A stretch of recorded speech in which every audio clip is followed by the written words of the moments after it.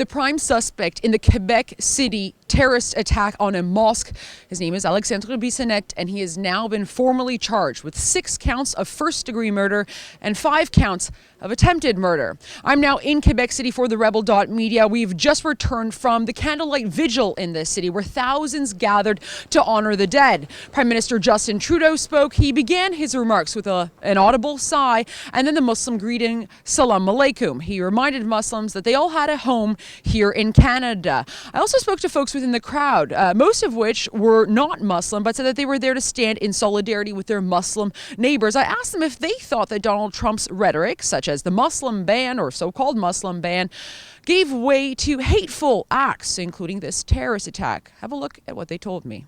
Tell us a little bit about your sign and why you're here today. It's just an anti-racist sign.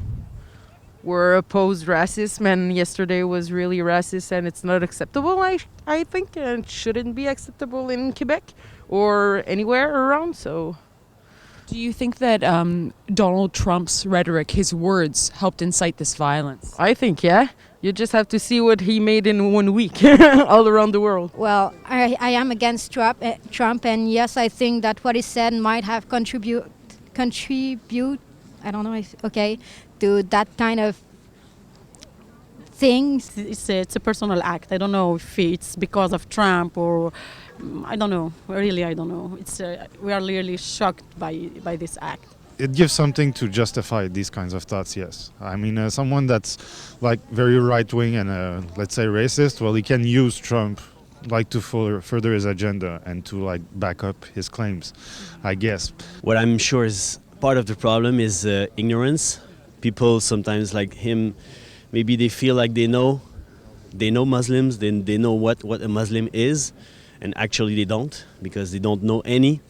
Now, if you've been watching things unfold on the ground, then you'll know that the plot has changed. At first, officers had identified 2 suspects. Now they're just down to 1. The other man, who was a Moroccan Canadian, has been identified just as a witness. Well, we should bring up the fact that first witnesses within the mosque said that they saw 2 hooded men enter their mosque armed, yelling Allahu Akbar. Well, we asked folks on the ground at tonight's vigil what they made of this and if perhaps there's more to the story. Here's what they had to say. Are you worried that witnesses said that there was another suspect, that there were 2 men that ran in and that they said Allahu Akbar? I'm not really worried about that because the guy that did it, he studies at my school, okay? And I mean, he's a white guy, he's not Muslim or anything. So, and it was... He could be white and Muslim though, no? Yeah, well, he's neither.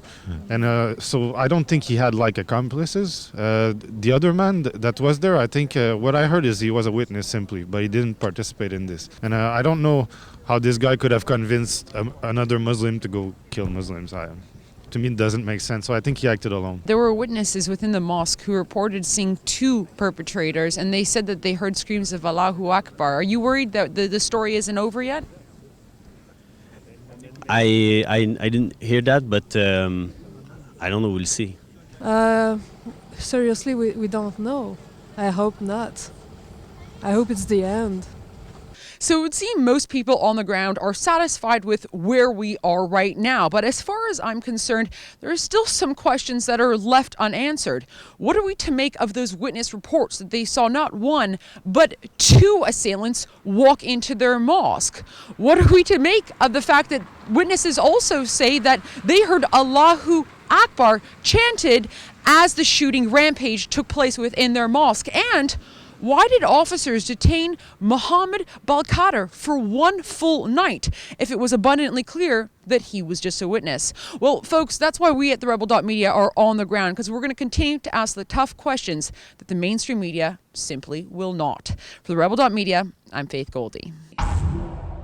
For all of my reports from on the ground here in Quebec, go to quebecterror.com.